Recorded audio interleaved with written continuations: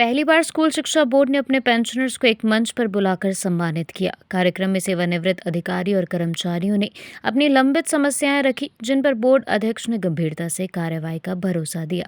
Board अध्यक्ष doctor Rajesh Sharma ने खुलासा किया कि बोर्ड को सरकार और शिक्षा विभाग से करीब 85 करोड़ रुपए मिलने हैं। यह राशि मिलते ही बोर्ड वित्तीय संकट से उभर सकता है। उन्होंने कहा कि यदि 100 करोड़ रुपए की व्यवस्था हो जाती है तो पेंशनर्स को सरप्लस श्रेणी में डाला जाएगा।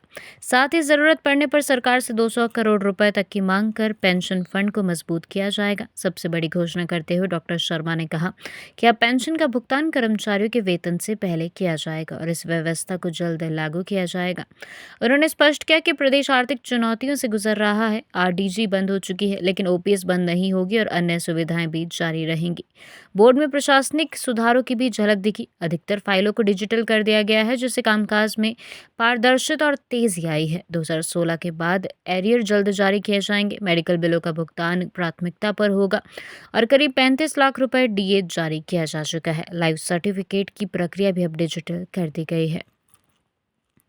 भावुक होते हुए डॉक्टर शर्मा ने कहा कि वे स्वयं इसी बोर्ड के छात्र रहे हैं और प्रदेश में 6ठा स्थान प्राप्त किया था, जिसमें पूर्व कर्मचारियों का अहम योगदान रहा। उन्होंने पेंशनर से अपील की है कि वे बोर्ड को आत्मनिर्भर बनाने और परीक्षा प्रणाली को मजबूत करने के लिए अपने सुझाव ईमेल या लिखित रूप में भेजें।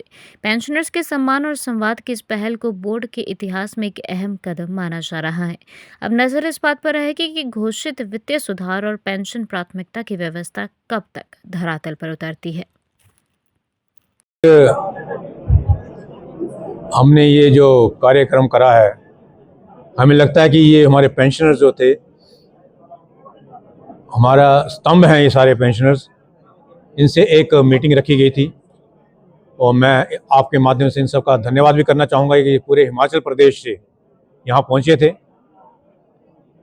मैंने इसकी चर्चा माननीय मुख्यमंत्री ठाकुर सुखविंदर सिंह सुक्खू जी से करी थी कि हम अपने पेंशनर से मीटिंग करना चाहते हैं, और उस मीटिंग के माध्यम से जो निकल के आया है, मैं उस सारी चीज़ को माननीय मुख्यमंत्री ठाकुर सिंह सुक्खू जी तक पहुंचाऊंगा और रोहित ठाकुर जी तक पहुंचाऊंगा, जिससे कि जो पेंशनर के हमने मोस्टली तो ऑन द स्पॉट सारे उनके फ़ायदे की बातें कर दी हैं, फिर भी कोई चीज़ें गवर्नमेंट स्तर पे होंगी तो उसको हम आगे तक पहुंचाएंगे। ऐसा है कि हमने निर्णय लिया है पेंशनर को वेतन जो है, और जो हमारा स्टाफ रेगुलर स्टाफ उसको वेतन पहली तारीख को ही मिलेगा।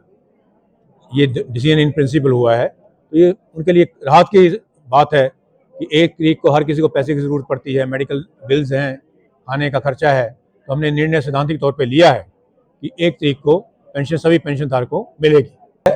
सरकार के साथ बोर्ड खड़ा है, सरकार हमारे साथ खड़ी है।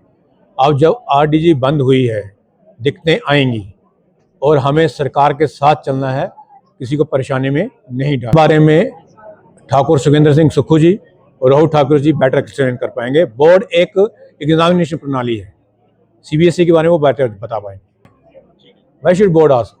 हमें तो पूरा आशीर्वाद प्राप्त है ठाकुर सुखविंदर सुक्खू जी का। और पेंशनर्स को कोई लगता है तो इनके स्टूडेंट रहे होंगे कई लोग, उनसे बात करें, हमने ऐसी कोई डिमांड नहीं करी।